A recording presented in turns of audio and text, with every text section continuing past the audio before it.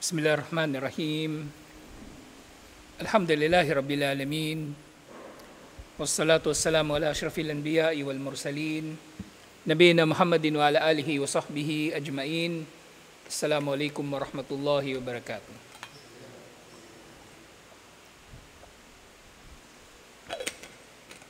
So inshallah, ar-rusul wa risalat.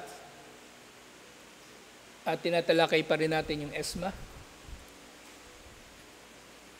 Ngayon, merong usapin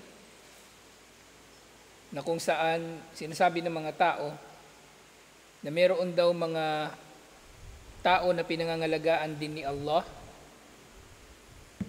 mula sa mga pagkakamali, pagkakasala. At ito ay lilinawin natin insyaAllah. Sa sinasabi, ang Ahlus Sunnah wal Jamaah ay hindi nagsasangkot ng anumang katangian ng ESMA sa iba pa liban sa mga propeta. Ang ESMA na ito ay para lamang sa mga propeta. At napakahalaga ng pangunawa na ito dahil merong mga tao, ina-attribute nila o isinasangkot nila ang ganitong mga katangian doon sa kanilang mga pinuno at kanilang mga, kumbaga, santo. Ginawa na nilang santo, mga auliya. Na mga tao na ito ay ginawa nilang mga katambal na halos ni Allah subhanahu wa ta'ala. Iniugnay sa kanila ang pagiging perpekto, hindi sila nagkakasala, hindi sila nagkakamali. Nalalaman nila ang al-ghaib, nalalaman nila kung kailan sila mamamatay at iba't iba pang mga bagay na katulad nito. So walang ganito. Ang Ahlus Sunnah ay malinaw sa usapin na ito. At ang hikmah kung bakit walang sino mang may ESMA liban sa mga propeta. Kasi ang ESMA, unang-una ay pangangalaga sa mga propeta na hindi sila mapipinsala ng mga tao, liban na lang sa pahintulutan ni Allah. At ang ESMA, ito ay pangangalaga ni Allah subhanahu wa ta'ala sa mismong mensahe. Kasi kung propeta, hindi pinangalagaan ni Allah sa mga kasalanan, lalong-lalo na malalaking kasalanan, magiging kapintasan ito sa kanilang katauhan at anumang kapintasan sa katauhan ng propeta ay magiging kapintasan sa kanilang mensahe. At gayon din hikmah rito na may tuturing na walang tao na may ESMA liban sa mga propeta. Kasi kung ang mga propeta at ang mga pangkaraniwang tao ay pantay sa ESMA, so maaaring kukwestiyonin ng mga tao bakit kailangan papahalagahan ng mga propeta. At syempre, maaaring ang mga tao ay magmamalabis sa kanilang kapwa-tao na iniugnay nila ang katangian ng ESMA sa iba pa liban sa mga sugo at mga propeta ni Allah. So walang sino man na merong ESMA liban pa sa mga propeta. Naulitin natin yung ESMA, pangangalaga ni Allah subhanahu wa ta'ala.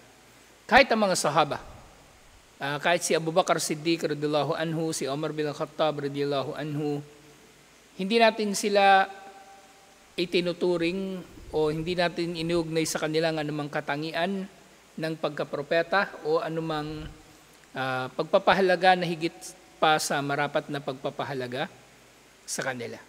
Nabagaman halimbawa, sa maraming mga pagkakataon, si Abu Bakar Siddiq radhiyallahu anhu at si Umar bin Khattab radhiyallahu anhu ay nagpakita ng, kumbaga, muwafaqah, yung pagsang-ayon ng wahi ayon sa kanilang mga pananaw o opinyon. Hindi ito nangangahulugan na sila ay tumatanggap din ng wahi. Ibig sabihin, hindi sila propeta at hindi sila may tuturing na nagtataglay ng ESMA. So ang lahat, si Abu Bakar, si Omar, si Uthman, si Ali, lahat ng mga Khulafa' ur-Rashidin, wala silang ESMA. Kaya ngayon paniniwala ng mga Shia na si Ali bin Abi Talib radhiyallahu anhu daw ay pinangalagaan ni Allah at ang sino mang kumalaban kay Ali ay kafir, yun ay mga paniniwala na inimbento lamang nila. Ang ESMA ay para lamang sa mga propeta, hindi ito marapat sa iba pa liban sa kanya.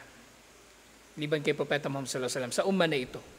Pero sa iba pang mga umma, syempre sa mga naunang mga umma ng mga propeta, ay pinaniniwalaan natin ang esma para kina Adam alayhis salam, Nuh alayhis salam, at iba pa. Liban na lang sa kung ano ang pahintulutan ni Allah na mangyari na pagkakamali.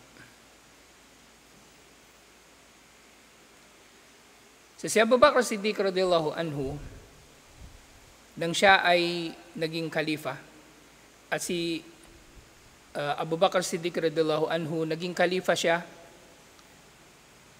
sa pamagitan ng bay'ah ng mga tao. Kumbaga, bay'ah ng mga tao.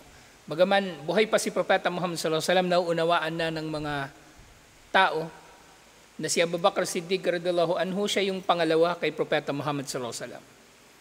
Si Abu Bakr Siddiq radhiyallahu anhu ang laging kasama ni Propeta Muhammad sallallahu alaihi wasallam. Si Abu Bakr Siddiq radhiyallahu anhu ang ibinilin niya sa mga tao na kapag wala siya, pupunta sila kay Abu Bakr. Si Abu Bakr Siddiq radhiyallahu anhu ang tanging sahaba na kahit nandyan si Propeta Muhammad sallallahu alaihi wasallam, siya ay nakakapag-fatwa o nakakapagbigay ng kanyang hatol kahit naroon si Propeta Muhammad sallallahu alaihi wasallam. Si Abu Bakr Siddiq radhiyallahu anhu nang nagkasakit si Propeta Muhammad sallallahu alaihi wasallam, siya ang pinag-imam ni Propeta Muhammad sallallahu alaihi wasallam. At sinasabi ng mga scholar, ang pagiging imam ni Abu Bakr sa sala ay nangangahulugan din ng pagiging karapat-dapat niya sa pamumuno. Na yun nga, siya ang tinatawag sa Quran bilang Thani Ithnain, idhuma fil gar. Siya ang pangalawa sa ikalawa nang sila ay nasa kuweba, at ang tinutukoy dito ay yung kwento doon sa Hijrah na magkasama si Propeta Muhammad sallallahu alaihi wasallam at si Abu Bakr Siddiq radhiyallahu anhu, na isa ring pagpapakita ng kahigitan ni Abu Bakr Siddiq radhiyallahu anhu. Nang naging khalifa siya, ang una niyang inadres na usapin ay ang paglilinaw kung ano ba talaga siya. Okay? So sinabi niya, ayyuhan nas inni wulitu alaykum walastu bikhairikum. O mga tao, ako ay itinalaga bilang pinuno ninyo, samantalang hindi ako ang pinakamainam sa inyo. Eh, siyempre, nagpapakumbaba lang dito si Abu Bakr Siddiq radhiyallahu anhu. Hindi siya katulad ng mga politiko na makakapalang mukha. Okay? Siya ay nagpapakumbaba na hindi siya kinikilala niya ang kanyang sarili na hindi siya ang pinakamainam, subalit siya, sa kanya na iatang ang pamumuno. Sinabi niya, fa'in ahsantu fa'iuni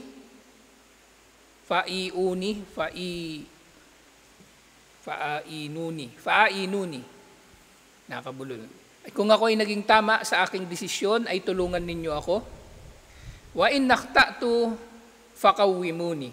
At kung ako ay magkakamali, ay ituwid ninyo ako. So ito yung sinabi ni Abu Bakr Siddiq radhiyallahu anhu. At mainam ito na katangian ng pinuno, na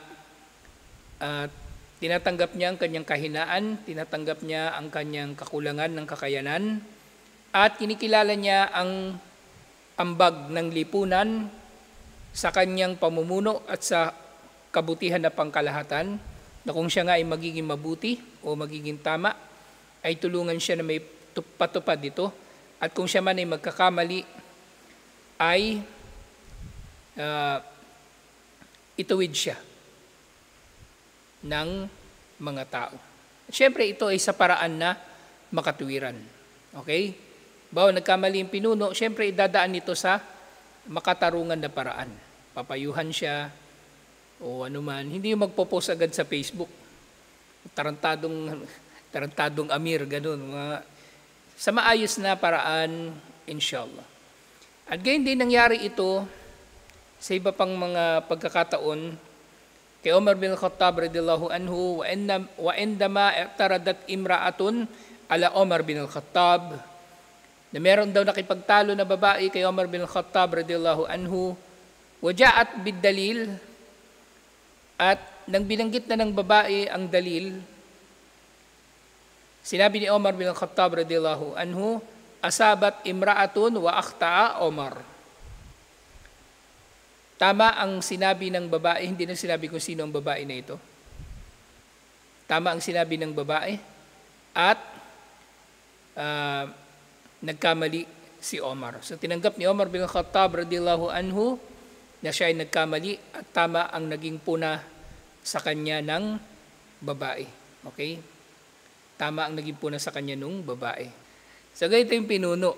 So kapag merong, kasi ano naman yung pagiging tama at mali, ano pa rin yun alang-alang kay Allah.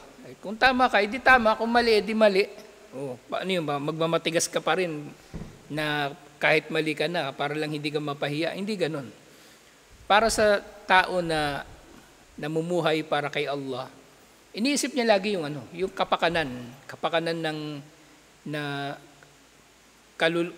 niya sa sarili niya na kalulugdan siya ni Allah, at syempre yung kapakanan na pangkalahatan. Kaya nga, sa pamumuno, dapat umiiral yung tinatawag na syura, yung council, yung pagpapayuhan ng mga tao. At syempre, hindi naman lahat na lang tao magpapayuhan. Sa Islam kasi, hindi tayo demokrasya. Kaya walang eleksyon sa atin. Although, pwede tayong bumoto, walang eleksyon sa atin. Kasi ang eleksyon, ang mali sa eleksyon, actually, katulad nga nung kasabihan, democracy is the tyranny of the uninformed. Ang demokrasya ang pang-aapi o pamumunong mapang-api ng mga taong walang alam. Kasi sino ba nagluluklok ng bobong politiko o kurakot na politiko? Hindi mga tao na walang alam, boto lang ng boto sa kanya. Porke yun yung naalala nilang pangalan, yun na iboboto nila. Porke yun yung naalala nilang nagbudots, sumayaw, kumanta, artista, yun na yung iboboto nila. So hindi ganun sa Islam. Yung syura, sinabi nga ni Allah sa Quran, wa amruhum syura bainahum, ang kanilang paraan ng pamumuno, paraan ng pagdedesisyon ay sa pamagitan ng pagkokonsultahan sa isa't isa. Ano ito merong kumbaga parang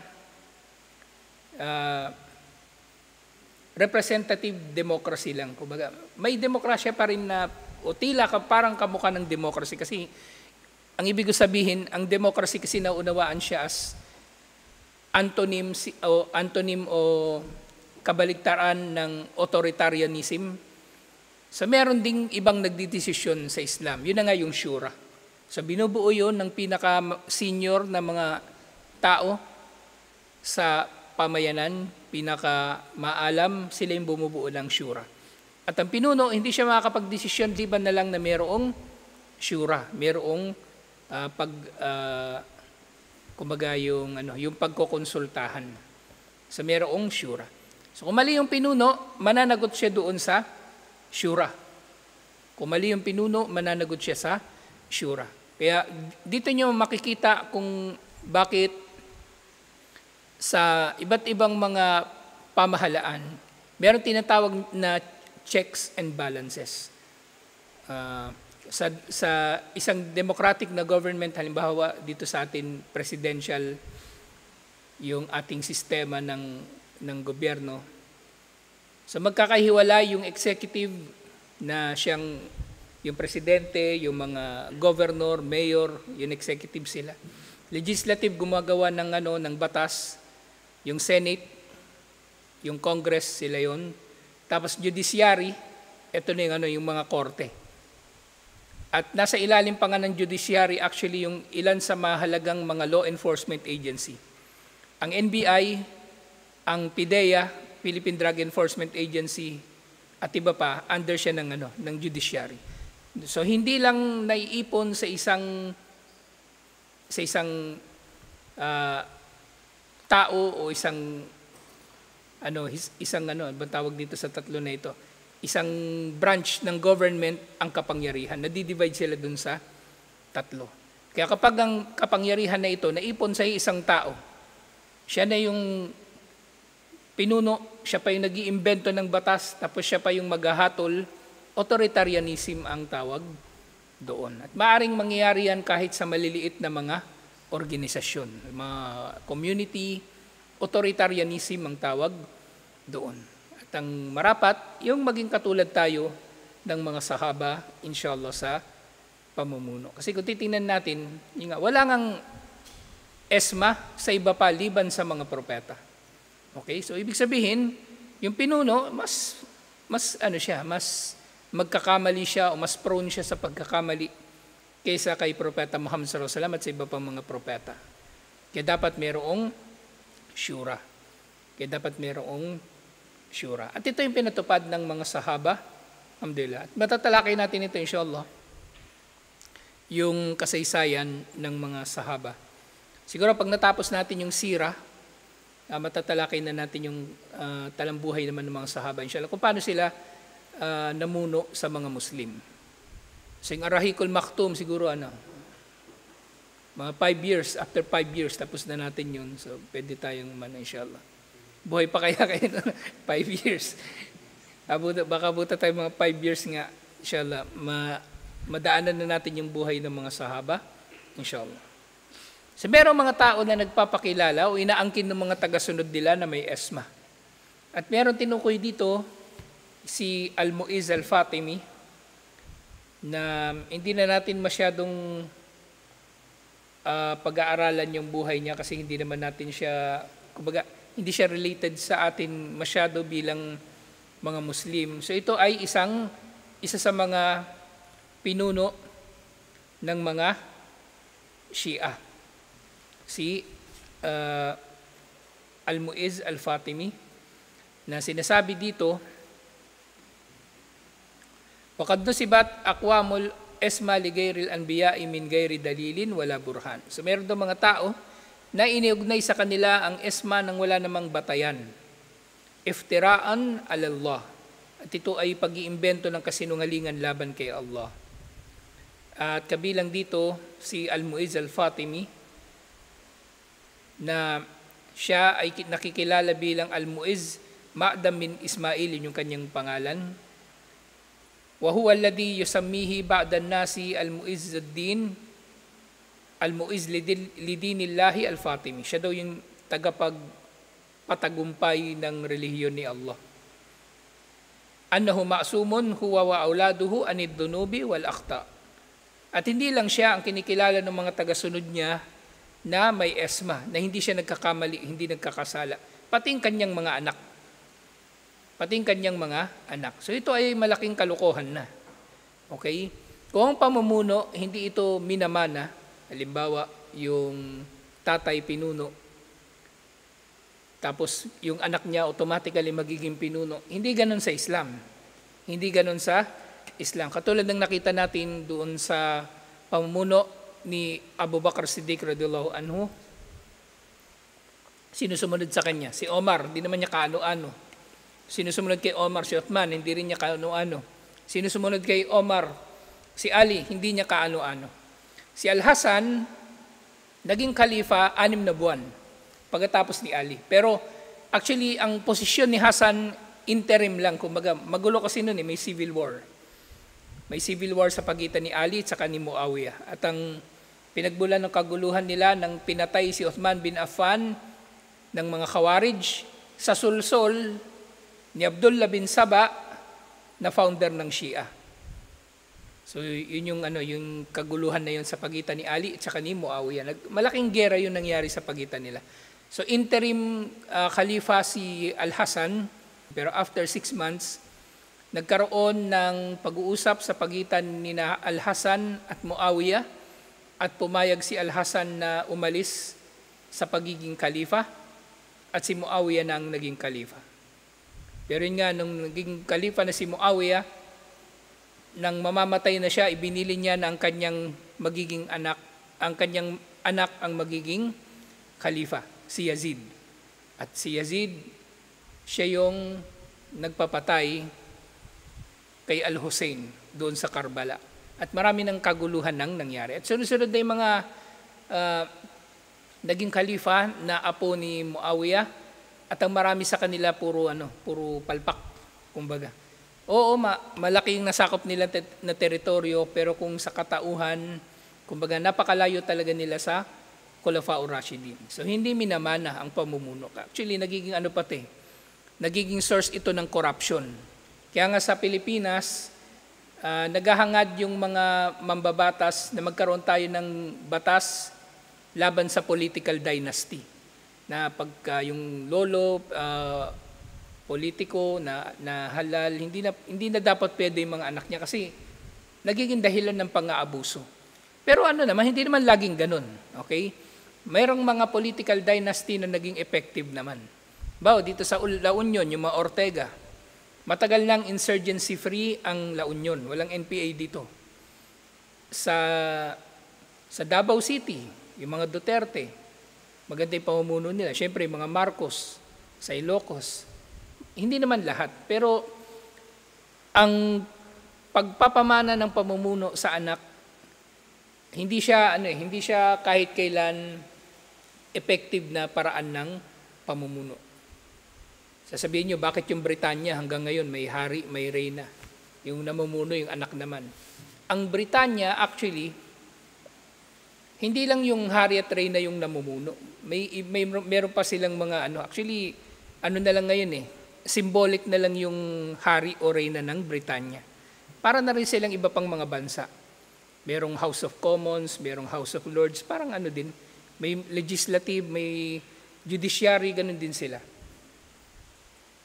Yung punto dito, halimbawa niyan, ang pagbagsak ng Roman Empire, ang naging dahilan dito ay nung naging dynastic na yung kanilang pamumuno. Naging dynastic, ibig sabihin yung pagiging emperador minamana ng anak, ng apo sa tuhod, pababa. Ang paglago ng Roman Empire ay nangyari noong mga panahon, panahon ni Julius Caesar, yung sumunod sa kanya si Augustus Caesar, hindi sila mag-ama, hindi sila magkamag-anak nga Ang pumapalit na emperador, doon sa emperador na mamamatay, yung general. Kaya maayos yung succession. Pero nung naging mga magkakamag-anak na yung mga namumuno, wala na, puro corruption na yung nangyari. Minsan may siraulo pa nga, naging emperador Si Commodus, si Nero, puro baliw yun, pero naging emperador. Bakit? Kasi anak ng emperador. Samantalang noong mga naunang panahon, ang naging pinuno ng Roma, yung pinakamahusay sa kanila, tinuturing nila na pinakamahusay. So itong si Almuiz na ito, so pati daw anak niya ay pinangangalagaan ni Allah mula sa pagkakasala at malinaw na ito ay napakalaking kalokohan. Hindi pwede na mamanahin ng tao ang ESMA, katulad ng kung paano hindi pwedeng mamanahin ng tao ang pamumuno, katulad ng kung paano hindi mamanahin ng anak ang kasalanan ng kanyang ama. Kanya-kanya tayo pagdating sa mga bagay na ito. Kaya nga sinabi ni Allah, wala taziru waziratu wizra ukhra, na hindi magpapasa ng sino man ng pasanin ng iba pa, kahit ng kanyang ama. Wahad za'mun batil, ang pag-aangkin na ito ay batil, hindi tinatanggap. Arado bihi idlalun nasi bitansibi hadat tagiya fi makamin nubuwa. Ang gusto nila rito ay ang iligaw ang mga tao sa pamagitan ng pag-uugnay sa mga ito. Tinukoy nga dito tagi, ang mga suwail na mga tao, inuugnay sa mga suwail na mga tao na ito ang ilan sa mga antas ng pagiging propeta. Yung na hindi sila nagkakasala o pinatawad na ang kanilang mga kasalanan. Na dito, nababanggit din yung iba pang mga tao, halimbawa si Ubaydullah al-Qaddah at iba pang mga tao na katulad ni Almuiz. So itong ESMA, ito ay para lamang sa mga propeta. Alhamdulillah. So syempre, pinakamasahol sa mga pag-aangkin na ito yung mga Shia. Yung mga Shia na nag-aangkin na ang kanilang mga imam ay hindi nagkakamali. Sinasabi, yas'amu Shia anna immatuhum al-ithna ashara ma'sumuna anil khata. Inaangkin ng mga Shia ng 12 nila na pangunahing imam ay pawang mga hindi nagkakamali. Wal esmatul lati yansibunaha lahum hiya al esmatul lati yansibunaha al anbiya. Ang esma na inaangkin nila na taglay ng kanilang mga imam, ito rin yung esma na taglay ng mga propeta. Yakulu ahadu muqaddimi ash-Shia al-Mu'aridina mubayyinan mafhumu ismatil a'imma indahum, sabi ng isa sa mga mangangaral ng Shia tungkol sa konsepto na ito ng pagiging asim o pagiging maksum ng kanilang imam. Al-a'immatu la natasawwar fihi as-sahwu aw al-ghafla. Ang mga imam, hindi natin maaring isipin na sila ay maaring nakakalimot o malilingat o magkakamali. Wa na'taqidu fihim al-ihatatu bi kulli ma fihi maslahatun lil muslimin. Bagkus ang dapat nating paniwalaan na ang mga imam ay may kompletong pag-arok sa anumang bagay na may kinalaman sa kabutihan ng mga Muslim. So dito, may kita natin yung ilang mga bagay na malinaw na mali para sa tao na mayroong malinaw na pag-unawa sa paniniwala ng Ahlus Sunnah. So sinasabi dito, la natasawwaru fihi as-sahwu aw al-ghafla, hindi sila nakakalimot o nalilingat o nagkakamali. Hindi natin ito pwedeng iugnay sa kanila. So parang ginawa nila ang mga imam na higit pa sa tao. So si Propeta Muhammad sallallahu alaihi wasallam, sinabi niya sa hadith na kullu bani Adam khata'un, ang lahat ng anak ni Adan ay nagkakamali. So bakit yung imam hindi nagkakamali? Anong pinagkaiba nila sa mga anak ni Adan? At doon sa pangalawang sinabi niya, fihimul ihata bi kulli ma fihi maslahatun lil muslimin. Na sila daw ay mayroong pagkakaarok sa anumang bagay na may kabutihan para sa mga Muslim. So ano ito? Mas magaling pa sila kay Propeta Muhammad sallallahu alaihi wasallam. Si Propeta Muhammad sallallahu alaihi wasallam, nagkakamali siya at itinatama siya ni Allah. Nababanggit sa Quran ang ilan sa mga pagkakataon na ito.